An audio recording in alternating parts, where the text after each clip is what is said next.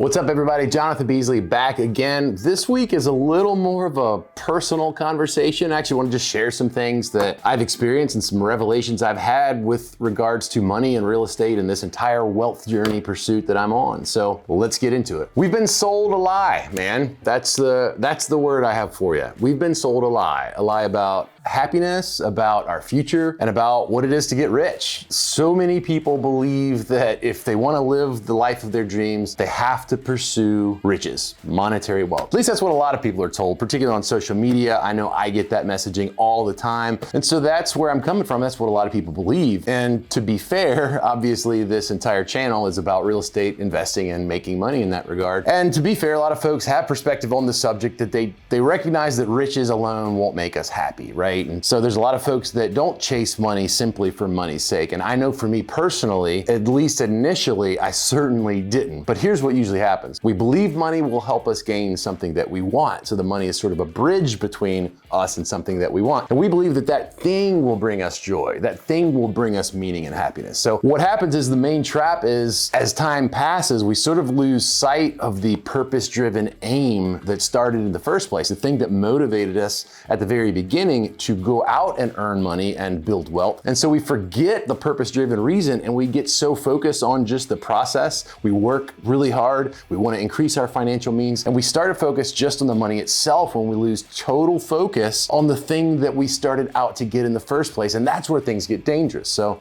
sometime in the past 6 to 12 months, I realized that wealth in and of itself wouldn't get me where I wanted to go. I've always kind of known it deep down, but I did get laser focused just on the money. I too had become too money conscious. It's easy to fall prey to it. So I refamiliarized myself with why I wanted money in the first place. And for me, that's freedom. It's my ultimate value. I want the freedom to invest my time where I want to invest it, with the people that I want to invest it for as long as I want to invest it, doing the things that I want to do, the things that I believe I'm put here on earth to do. So I started to focus on becoming free, and that's where I'm at. Freedom is my motivator. The funny thing is, the more I focus on the freedom aspect, the more momentum I build in both business and in life, because I'm pursuing something of significant meaning, not just chasing a dollar. And at this point, wealth is not the active pursuit. Freedom is my active pursuit. And so for me, wealth doesn't equal happiness or fulfillment or purpose or meaning. Freedom does. You've probably heard the phrase, money can't buy happiness, right? And to a large extent, that's actually really true. In fact, one study actually claims that once your income reaches about $80,000 a year, further increases in income have virtually no effect on personal satisfaction, which is an interesting thought. The study essentially concludes that high income earners aren't necessarily happier than middle class earners. However, there is a lot of research behind the idea that life satisfaction increases when people use money to pay for services that increases their free time. So in other words, by and large, people value freedom and they value their time and the ability to operate more than they value the money itself. Look, dude, this is America, right? Like, we're freedom hawks. We're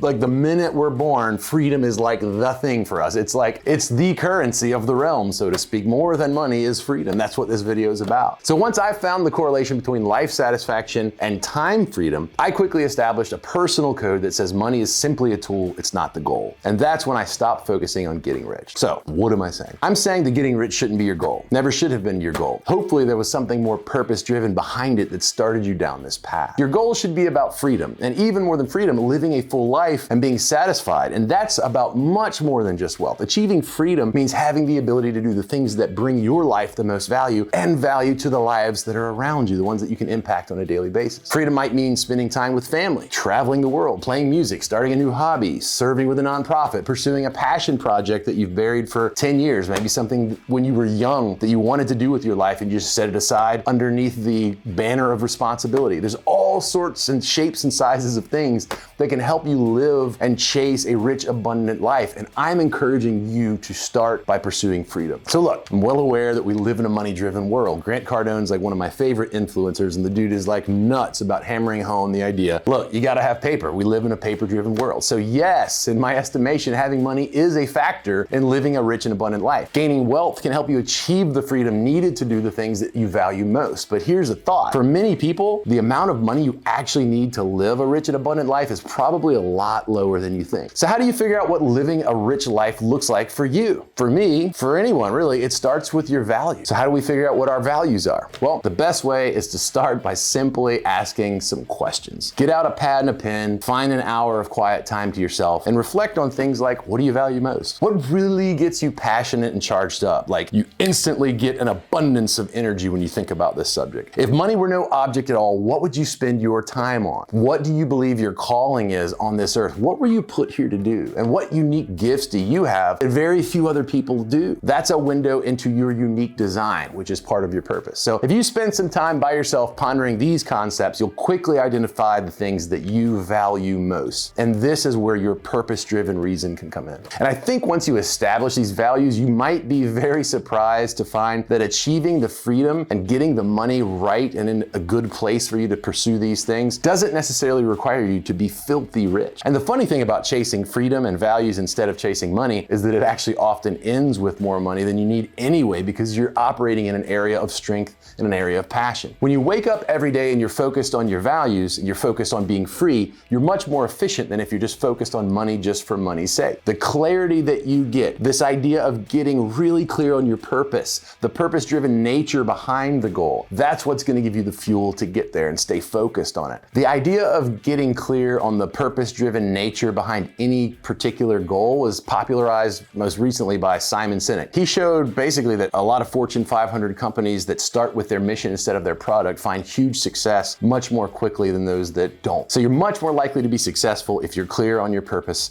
and you start with why. That's actually the name of the book, is Start With Why. Check it out. But starting with your why doesn't work just in business, it works in personal finance as well. So when you get clear on what freedom looks like for you and your family and why you actually want to become rich, you're more likely to achieve it. But if you wake up every day and you're focused just on growing your wealth without any North Star, without knowing why, you're much more likely to fail or to give up. I'm sharing this from personal experience because I just had to walk through this and sort of go through a personal reawakening myself. I got too focused on money and I lost sight of the purpose-driven why that started me down this real estate path in the first place. So I want to encourage you guys to either discover or rediscover your purpose in this endeavor of real estate investment. Maybe at one point you might have known your why and you've forgotten what it was. Maybe your why has changed. Maybe you've evolved and you haven't course corrected yet with the new version of the things that are actually motivating you at a deep level. Perhaps you never knew it in the first place. So then you really need to take some time to yourself and figure that out and get it on paper. Either way, if you want to be free, defining what freedom is to you is your best next step. For you, finding freedom might involve becoming extraordinarily rich. It may